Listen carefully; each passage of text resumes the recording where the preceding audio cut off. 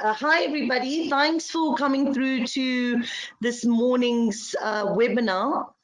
I've chatted with most of you prior on the construction sector codes. And I think what I wanted to do this morning was just to have more of a consultative discussion with each one of you and take as many questions as possible to get an overview of what the issues you are experiencing. So I think the last time we had a discussion, it was on a very high level, and I did also send documentation.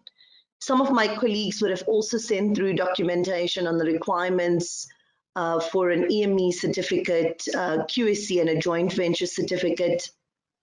But I feel from looking at the feedback that everybody needs to understand why they need it and the reason behind it. I'm not sure if you can see on the screen, there is a document that I've uploaded for you, everyone to see, and I'm not sure if everyone can see, but this is just a document that is the codes of good practice, okay, on the construction sector codes, and it was passed on the 1st of December 2017.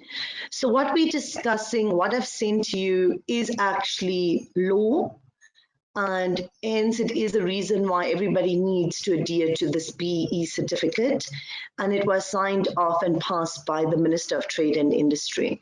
So I want to have an opportunity to have a discussion with everybody about where they're at, what questions they have on which category they fall under, and how we can assist further. I know you've got the questionnaire that was sent through. I'm going to still give you a presentation on the answers and explaining it to you. I know the answers was sent and was marked, but I want you to leave this webinar understanding BEE fully and how it can help your organization. And I think that's the main aim for today. I just want to touch base on something quickly. The last time we had the webinar, I discussed EME and QSC, and I know these are all just words throwing in.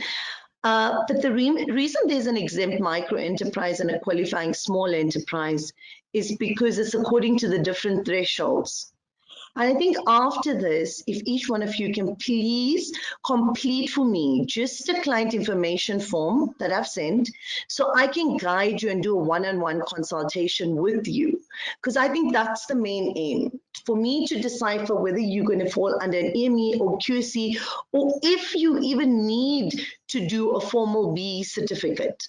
Because if you don't need to do a formal BE certificate and you fall below the threshold required by the construction sector codes and council, I'm going to send you an affidavit that is at no cost and help you to complete it, so you have a BE certificate in place. Okay, I can show you the affidavit at this point as well. So this is an affidavit that can be completed and can be submitted, whereby you don't have to pay any fee for if you're below the threshold. So my aim is for everybody to complete that client information form that was emailed to you. You would have got it from an email, jade@empowerbe or admin. I then want to have a one-on-one discussion with each of you, because majority of you will fall under this category. And if you fall under this category, all you got to do is complete it, complete the affidavit. I also need to explain which category you fall under. So I don't know if you can see, but there is different categories like a BP. I know I didn't go into detail on that, but that's a built environment professional, okay? And I'll do a consultative process to find out as well if you fall under that. There's then a contractor, and there's also, yes, so and there's also a supplier. So you could be supplying plumbing materials and you still fall under the construction sector. And I think that's the important thing. A lot of entities, especially in the plumbing, are not aware which category they fall under. Am I a supplier? Am I a contractor? Am I BP? And this is where I want to sit with you guys and assist you. Again, there's no cost for me assisting you with this. So please feel free afterwards, email me, complete that client information form so I get an overview of which category you fall under, and I get an overview of your turnover. That's the main issue. I need to know which turnover bracket you fall under so I can properly advise you. So I'll then assist you with completing this and the different categories. I mean, if you're not Black owned, you can complete it as 0. If you are Black owned, you'll complete it. Black designated group, again, I'll give you an overview of that definition, how you can get points so you can complete it correctly. It's already confirmed below. It's youth, disabled, unemployed, people living in rural areas and military veterans.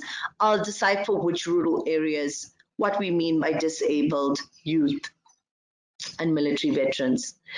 This is also the threshold. Okay, so this is why I need your turnover. You can see for the BEP, they've got a specific threshold of your revenue. A contractor has a specific threshold and a supplier. So this is the reason why I need you guys to complete that client information form. Let me know what your approximate turnover is for the last financial period. You may not have audited financials. You may have management accounts. If you don't have management accounts as well, let me know. I'll send you a financial affidavit for you to complete and I'll do the assessment myself. We also chartered accountants and auditors, so I can help you with that and check it. So I really need you guys to complete that form so I can help you, because these categories from BP 1.8 million, contractor 3 million, and supplier 3 million are very, very important. Because it's quite clear here as well. It says if the turnover exceeds these categories, you have to get an EME certificate from a SANIS accredited agency, right? However, if it doesn't exceed, you don't need to get it. So I need to explain that to you. Then I need to explain the levels to you and how you get to a level 1, a 2, a 4, and a 5. Okay, I need to explain that to you. You can see if you got less than 30% Black owned, you get a level 5. So these are automatic levels.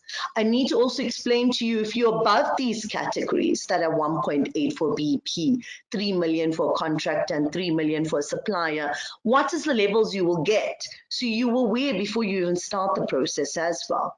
And what else can be done besides ownership? I know last time I touched on it, but it was very high level, but I want to go through it in detail and say to you, where are you buying from? Let's see how we can assist you. The supplies you use can increase your BE level. Okay, maybe you do training with your staff. Let's work on that. Let's see what training you're doing. And as I said again, you can claim back for all the training that you've done. So this is what it is. We'll get it signed, dated, and a commission of oaths. Thank you all. Thank you for the time.